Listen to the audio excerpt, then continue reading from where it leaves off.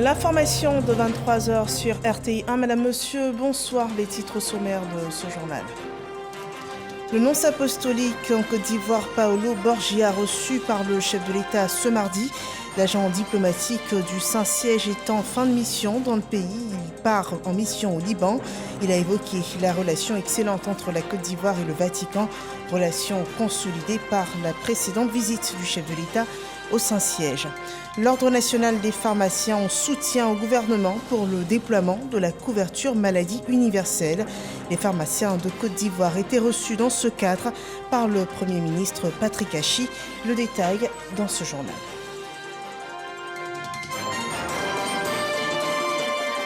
Les préparatifs des élections locales. La révision de la liste électorale est annoncée pour cette fin d'année 2022. En prélude aux élections locales prévues en 2023 dans le pays, la CEI a échangé ce jour avec les groupements et partis politiques. Bienvenue dans ce 23h. Le nonce apostolique en Côte d'Ivoire, Paolo Borgia, a fait ses adieux au président de la République, Alassane Ouattara. L'occasion pour le diplomate du Vatican de saluer l'excellence de la coopération entre la Côte d'Ivoire et le Saint-Siège. Une relation notamment marquée par la récente visite du président de la République au Vatican en septembre dernier. Le nonce apostolique en Côte d'Ivoire poursuit sa mission apostolique au Liban, suivant ce compte-rendu de Jérôme Kofi Abola. Fin de mission en Côte d'Ivoire pour Paolo Borgia. Le nonce apostolique s'est rendu ce mardi au palais présidentiel pour faire ses adieux au président de la République, Alassane Ouattara. Pour Paolo Borgia, cette rencontre se présente comme une opportunité en vue d'évoquer avec le président de la République l'excellence des relations entre la Côte d'Ivoire et le Saint-Siège. Et le nonce apostolique d'indiquer que la récente visite officielle du chef de l'État ivoirien au Vatican en est un pas décisif. La visite de son Excellence Ouattara au Saint-Père, c'est le signe des bonnes relations, de l'excellente relation entre la Côte d'Ivoire et le Saint-Siège. Et nous avons parlé aussi des rapports entre le Saint-Siège et la Côte d'Ivoire, et aussi de la relation entre la Côte d'Ivoire et l'Église catholique, la collaboration dans différents domaines. Je les remercie pour l'appui à l'Église catholique et à ses initiatives, et j'ai aussi assuré au président la disponibilité du Saint-Siège et de l'Église catholique à collaborer toujours plus dans les domaines qui sont chers soit à la Côte d'Ivoire, soit au Saint-Siège, que c'est le développement humain intégral, le bien-être et la paix en Côte d'Ivoire. Paolo Borgia quitte la Côte d'Ivoire après y avoir passé 3 années. Sa prochaine destination annoncée est le Liban.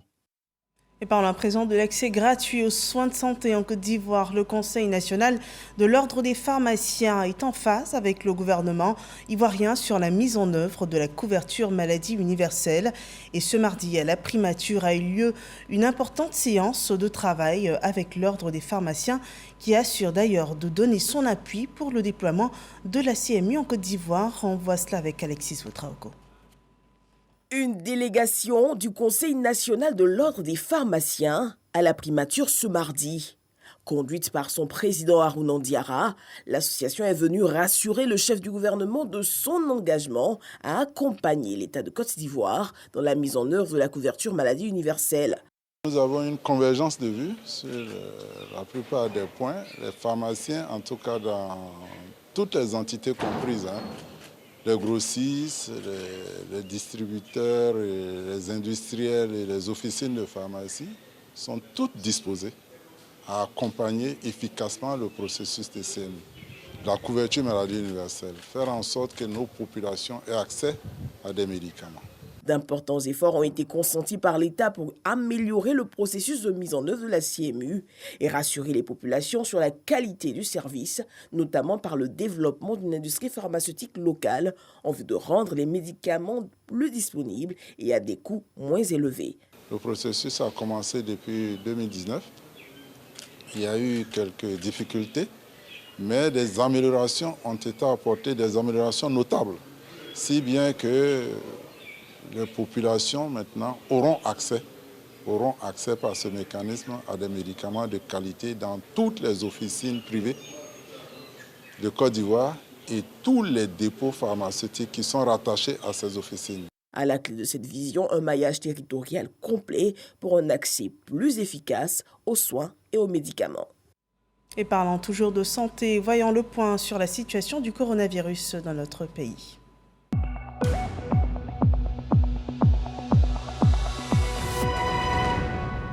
Ce 11 octobre 2022, 17 nouveaux cas de Covid-19 sont annoncés par les autorités sanitaires, également 17 nouvelles guérisons. Il y a encore dans le pays 46 cas toujours actifs. Et à cette date, le nombre de vaccins administrés aux individus est de 19 906 430 doses de vaccins anti-Covid administrées sur le territoire ivoirien. La formation dans le système de santé ivoirien, 3622 candidats sont à l'assaut du diplôme d'État d'agent de santé. Ils ont été formés à l'INFAS, l'Institut national de formation des agents de santé. Plus de 3000 hommes et femmes qui aspirent au diplôme d'État d'infirmier, sage-femme ou maïeuticien et de technicien de biologie médicale. Le lancement des épreuves s'est tenu à l'antenne INFAS de Bouaké et Léon Brou nous rapporte cela. Institut national de formation des agents de santé, antenne de Bouaké. Il est 9h ce mardi. Autorités préfectorales, sanitaires et académiques visitent des salles d'examen. Ils veulent les encourager, mais surtout s'assurer de la présence des 609 candidats à l'obtention du diplôme d'État d'infirmier, sage-femme ou maïeuticien, technicien de biologie médicale. Tous concentrés, ils affrontent les premières épreuves. Je n'ai pas fini de parcourir. Mais pour le début, je pense que ça peut aller. Nous abordons l'épreuve de médecine. On la trouve abordable. On peut espérer le 100%. Épreuve abordable, raison pour les autorités de souhaiter aux candidats 100% d'admis au 3 novembre prochain. Elles expliquent que l'examen n'est plus qu'une formalité puisque les épreuves portent sur la formation reçue. Pour la préparation de cet examen, nous avons fait en sorte à terminer le programme dans le temps. Nous avons organisé des séances de révision avec les étudiants. Nous avons fait des compositions en ligne. Nous avons eu le temps de sensibiliser nos étudiants et de leur dire que nous avons été suffisamment à leur côté et qu'il n'y avait pas de raison de tenter quoi que ce soit comme attitude de tricherie. Toutes les conditions réunies pour le bon déroulement des épreuves. Conséquence, aucun incident signalé à l'INFAS de Bouaké. Néanmoins, à ceux des éventuels contrevenants, sur les 3622 auditeurs en fin de formation sur toute l'étendue du territoire, sont brandies des sanctions allant jusqu'à 5 ans d'interdiction des concours administratifs. Et nous changeons de sujet. Nous partons pour cela à Yamoussoukro où un nouveau sénateur est accueilli par ses pairs. Boubacar Koné, élu de la région du Haut-Sassandra, a reçu ses attributs du président Jeannot Ahoussou Kouadio. Désormais sénateur, il s'est engagé à servir la République avec dévouement et loyauté. Kader Sogodogo. Boubacar Koné est depuis le 3 septembre dernier sénateur de la région du Haut-Sassandra à l'issue de l'élection partielle qui s'est tenue à Daloa.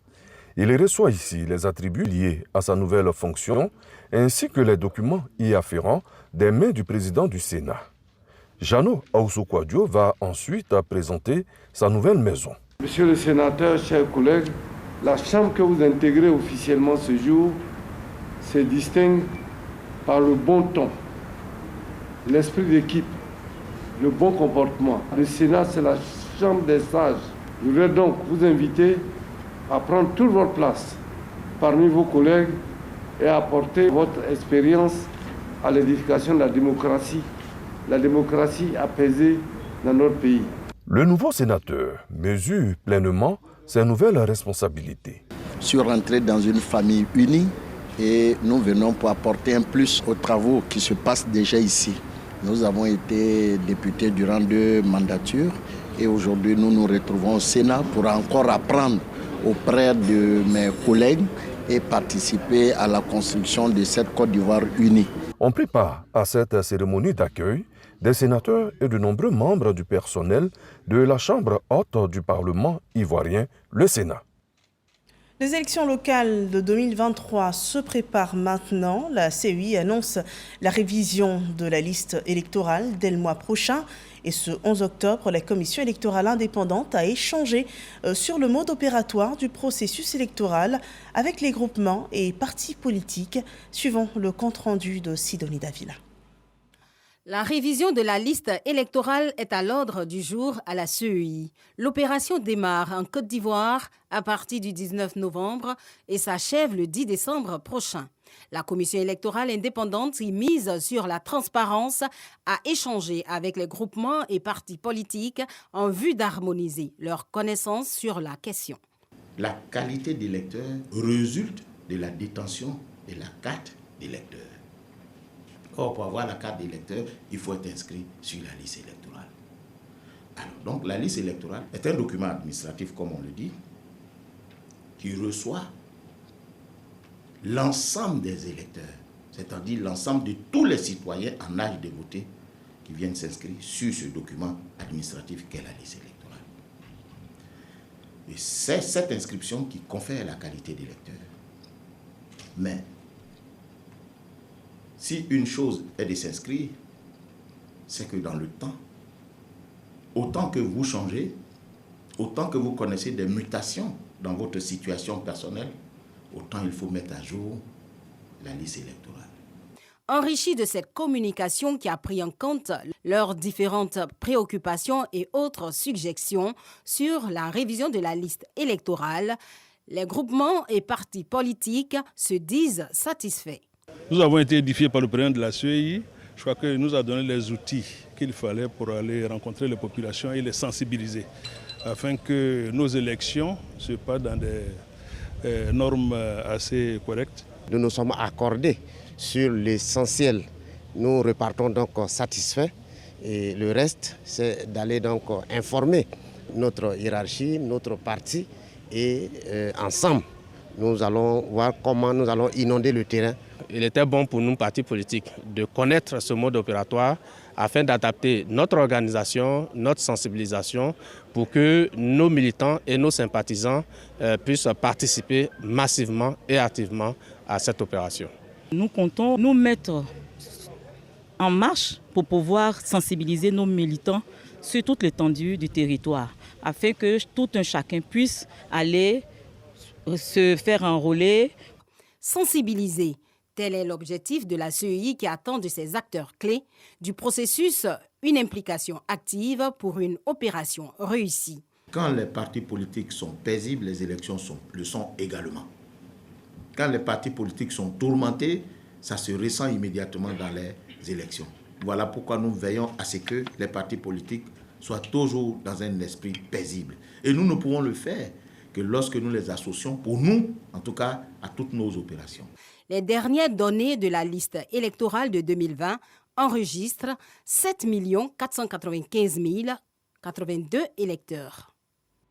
Dans le reste de l'actualité, au Congo-Kinshasa, les experts en environnement préparaient la COP 27 prévue en Égypte, une pré-COP 27 organisée à Kinshasa, en République du Congo, ayant pour objectif de permettre d'identifier les points de convergence et ceux où il y a plus de travail qui est nécessaire. Le président du CESEC et le ministre de l'Environnement et du Développement durable y représentaient la Côte d'Ivoire selon ce compte-rendu de Jean-Marc Djadji. La Côte d'Ivoire est bel et bien présente dans la lutte contre le changement climatique. Et cette fois, c'est à Kinshasa, en République démocratique du Congo, RDC, qu'a lieu les travaux préparatoires, la pré-COP 27. Cette rencontre vise à préparer la COP 27 qui aura lieu à Sharm el-Sheikh, en Égypte. Pour les différents intervenants, la RDC est un pays solution à la crise climatique car elle a un bassin forestier dense, l'un des poumons écologiques de la planète après ceux de l'Amazonie et de l'Indonésie. Il mérite donc d'être protégé. La République démocratique du Congo se présente dorénavant comme ce slogan annoncé par le chef de l'État, comme pays solution à la crise climatique. Car elle offre déjà beaucoup et continuera de le faire à l'humanité en termes de contribution aux efforts globaux de lutte contre le changement climatique. Pour le président du CESEC, la Côte d'Ivoire, comme le veut le président de la République, Alassane Ouattara, ne veut rater aucun rendez-vous dans la lutte contre le changement climatique. Tout ce qui touche les problèmes climatiques nous intéresse en premier lieu. C'est une thématique qui a une place majeure dans la mission assignée au CESEC.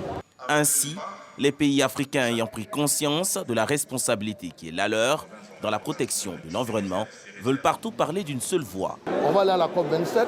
Il est important que tous les ministres, tous les pays africains se mettent ensemble pour parler d'une même voix et que les documents qui vont être produits et que les engagements qui vont être pris soient des engagements de l'Afrique. Avec un effort global, local et ambitieux pour protéger l'environnement, les pays africains, lors de la COP27 en Égypte, pourront profiter de cette opportunité pour inviter les pays occidentaux pollueurs de la planète à respecter leur engagement dans la lutte contre le changement climatique. Le succès ivoirien en termes de sécurité est pris pour exemple par la Guinée.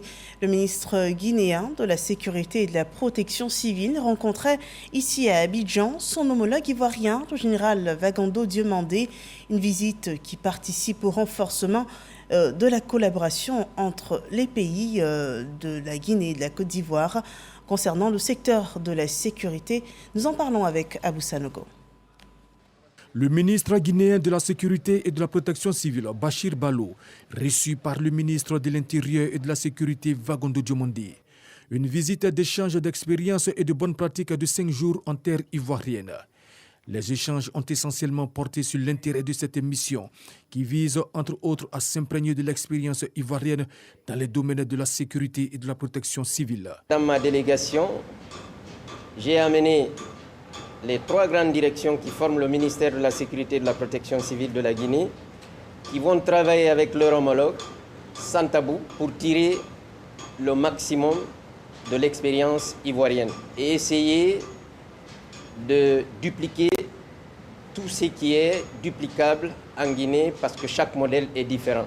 En retour, le ministre de l'Intérieur et de la Sécurité, Vagando Diomandé, a affiché la disponibilité de ses équipes à partager avec la délégation guinéenne l'expérience ivoirienne. Que des pays frères comme la Guinée pensent qu'en partageant notre expérience, ils pourraient arriver à un moment ou à un autre à nous égaler. Donc bienvenue dans ce que vous certainement considérez comme un laboratoire. Mais ce laboratoire, il est ouvert, il est à vous. Nous sommes heureux de vous accueillir. Durant son séjour, le général Bachir Balo et sa délégation visiteront les directions et structures rattachées au ministère de l'Intérieur et de la Sécurité. Et il s'agit notamment de la Direction générale de la police nationale et ses services techniques, l'Office national de la protection civile ONPC et l'Office national de l'état civil et de l'identification ONESI. La formation professionnelle en sport, le concours d'entrée à l'INJS est lancé pour l'année 2022-2023. 3800 personnes candidates pour intégrer l'Institut national des sports et de la jeunesse. Nous en parlons dans ce reportage de Patrick Dadier.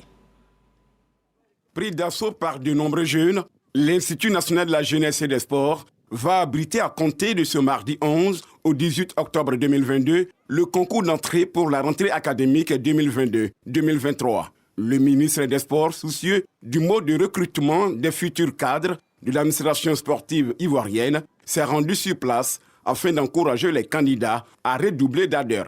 Au menu, l'épreuve de gymnastique. 2 catégories sont concernées par ce concours, les professeurs du lycée option éducation physique et sportive, les professeurs de lycée option éducation permanente. Nous sommes venus encourager ces jeunes qui ont choisi d'être candidats pour l'éducation physique et sportive. Nous sommes venus nous assurer que tout se passe très bien pour donner l'égalité des chances à tous ces jeunes ivoiriens qui décident de se consacrer au métier de la formation pour le sport. Nous en aurons besoin pour l'animation sportive de toutes nos villes de Côte d'Ivoire, pour la formation de nos élèves, pour que le sport rentre dans les habitudes. Et nous avons besoin, plus que jamais, de former les jeunes dans les métiers annexes du sport. 3800 étudiants prennent part à ce test de recrutement pour la rentrée académique 2022-2023. Et parlant toujours d'enseignement professionnel, l'enseignement technique, c'est fois l'école de la deuxième chance. Le ministère de l'enseignement technique, de la formation professionnelle et de l'apprentissage signe un consortium avec le club Abidjan-Ville Durable, une convention qui permettra à 35 Ivoiriens de bénéficier d'une formation de 6 à 8 semaines en France dans les domaines du BTP, de la construction de routes, de bâtiments et notamment pour la construction du futur métro d'Abidjan. Nous en parlons dans ce reportage de Issa Chonayeo. L'émergence d'un pays passe par la formation d'une ressource humaine de qualité. Cette exigence a amené le ministère de l'enseignement technique, la formation professionnelle et de l'apprentissage à mettre en place l'école de la deuxième chance. Un programme qui vise à former sur des périodes relativement courtes des jeunes en vue de leur insertion durable et décente en activité.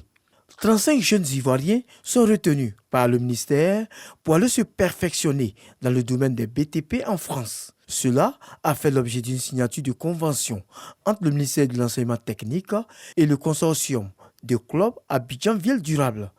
Ils ont été sélectionnés de façon transparente, mais ils ont été aussi recrutés avant même d'aller en France subir la formation. Ils seront placés en situation d'entreprise, ils travailleront, mais ils seront aussi des vacataires pour nos centres de formation qui seront créés avec l'appui de nos partenaires français qui vont avoir à les former durant ces quelques semaines. Je trouve que ce projet a beaucoup de cohérence parce qu'il s'agit des jeunes. Il suffit d'ouvrir les yeux. La Côte d'Ivoire aujourd'hui est un immense chantier. Où qu'on aille, on voit des routes, des ponts, des hôpitaux qui sont en voie de construction. Et donc on a besoin de personnel pour faire ce travail. Et bien voilà, c'est ça le sens de cette initiative. Et je voudrais vraiment féliciter le ministre pour cette très belle initiative.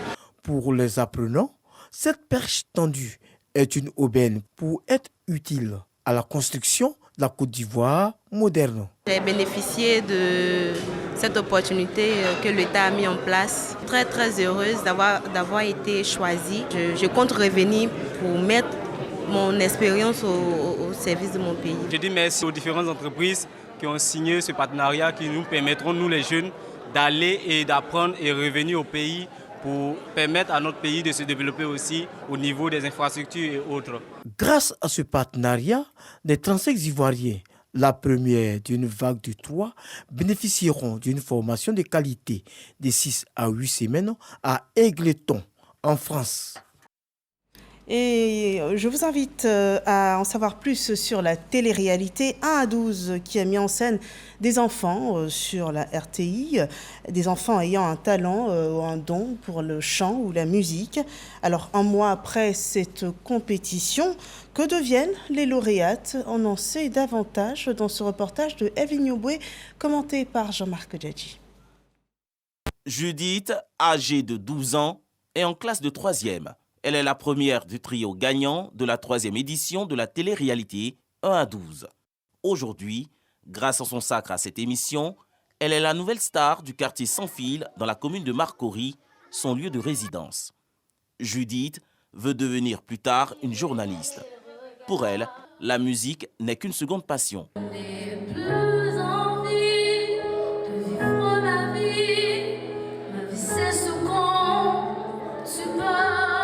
J'ai été la première parce que j'ai bougé sur la scène, je n'ai pas dégamé, j'ai bien articulé les paroles. À l'école, on m'appelle souvent la star, soit qu'on me voit dans la rue. Judith représente pour ses parents et son entourage une fierté.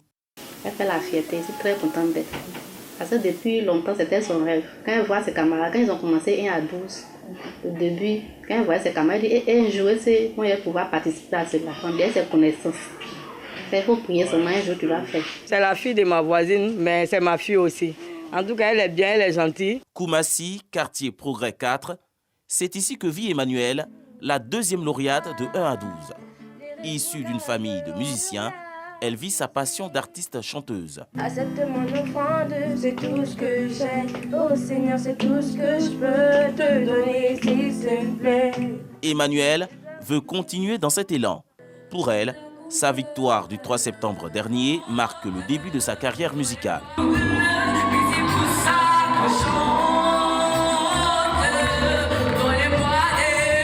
Déjà, j'avais vu la compétition à la télé et puis je me disais que j'étais assise à la maison, je sais chanter, mais pourquoi je ne peux pas montrer mon talent au monde entier? Je veux être artiste, chanteuse. Quand moi et mes parents, nous marchons, nous partons quelque part, ils disent que voici ma fille, c'est ma fille, elle est deuxième de 1 à 12, elle a donné le meilleur d'elle. Ça me fait chaud au cœur parce que j'ai vu comment mon père a souffert. Quand il partait me déposer, sous le soleil, il s'arrêtait pour m'attendre. Moi, j'avais eu le plaisir, l'envie de lui donner des cours. Puisque moi-même, en fait, je suis un musicien. Quand elle avait l'âge de 3 ans, déjà, elle avait cette envie de chanter. Nous avons également rencontré Méline, la 3e lauréate dans la commune de Bingéville. Elle affirme un changement positif dans son quotidien depuis son passage à l'émission 1 à 12. Il y a des gens qui disent qu'ils m'ont vu à la télévision, que j'ai participé à la télé-réalité 1 à 12. Il y a d'autres qui me demandent aussi les numéros pour le casting de la saison 4. Ça me fait très très plaisir de savoir que je suis parmi les gagnantes. S'il suffisait qu'on s'aime, s'il suffisait d'aimer. Sérieusement, moi je ne voyais rien. C'est sa maman qui m'a dit un jour que elle constate que, enfin, elle a l'impression que Méline a quelque chose dans la voix. La télé-réalité 1 à 12 est une initiative de Yes Communication et de la RTI. Cette production, au-delà de son aspect divertissant, est aussi éducative. Nous mettons l'accent sur l'éducation des enfants. En ce qui nous concerne à la RTI, c'est un véritable satisfecit. Nous ne regrettons pas d'avoir associé notre image à ce partenariat avec Yes Communication. Et on s'est dit qu'il faut un encadrement de cette jeunesse qui représente la Côte d'Ivoire de demain. Et cette Côte d'Ivoire de demain, c'est cette jeunesse sur laquelle repose le développement du pays, développement économique, social et même politique. Ces jeunes ont donc besoin qu'on crée un cadre pour les stimuler davantage. Judith, Emmanuel et Méline, ces 3 pépites de la musique dénichées au fin fond du district d'Abidjan, sont devenus aujourd'hui des modèles grâce à leur abnégation au travail. Ces 3 lauréates bénéficieront d'une production artistique offerte par la fondation Ici on chante. Voilà, ces enfants pourront très bien intégrer l'INSAC, l'Institut national supérieur des arts et actions culturelles d'Abidjan. L'INSAC a d'ailleurs lié un partenariat avec l'Institut national des beaux-arts, de la littérature du Mexique, une convention pour la formation des étudiants, mais également des enseignants. Mamadou Kwasi revient dans le reportage qui va suivre sur la signature de ce partenariat au Mexique. On regarde. Dans quelques mois, des enseignants et des étudiants de l'INSAC, Institut national supérieur des arts et des actions culturelles, se rendront à Mexico pour un stage d'immersion et pour des formations continues. C'est le fruit de cette signature de mémorandum d'entente entre le ministère de la Culture et de la Francophonie et l'Institut national des beaux-arts et de la littérature du Mexique. Une signature qui s'inscrit dans la mise en œuvre de l'accord de coopération éducative et culturelle signé entre les États-Unis du Mexique et la Côte d'Ivoire en octobre 1999. La formación artística pensada como un derecho cultural. Un accord de collaboration qui va nous permettre de joindre nos efforts, de consolider notre coopération culturelle et artistique en faveur de la formation des artistes du futur. En faveur également de la culture, du bien-être de nos peuples, de la paix, de la diversité, de notre entente entre nos 2 pays. En su importancia con el desarrollo humano sostenible. La ministre de la Culture et de la Francophonie s'est réjouie de la volonté d'accompagnement de la formation des étudiants et des enseignants ivoiriens. Françoise Remac souhaite un partage d'expérience au bénéfice des différents peuples. Dans le cadre de la mise en place de la politique culturelle telle qu'elle a été prévue par le PND 2021-2025 par le président de la République, la formation est clé. Et avoir la possibilité de pouvoir coopérer avec des instituts prestigieux dans lesquels notre formation sera revue, améliorée, dans lequel de l'expertise pourra nous être apportée, est également très appréciable. Créé en 1946, l'Institut national des beaux-arts et de la littérature du Mexique est le seul organe culturel du pays en charge d'organiser l'éducation et la production artistique ainsi que la promotion de leur diffusion. Et l'actualité en RDC, plus de 180 personnes ont été tuées depuis juin dans un conflit intercommunautaire. Le conflit oppose deux communautés de l'ouest de la RDC, les Yaka-Yaka et les Teke. Et selon l'ONU, plusieurs dizaines de milliers de personnes ont fui les affrontements vers d'autres villes. Nous achevons ici ce journal. Merci de nous avoir suivis.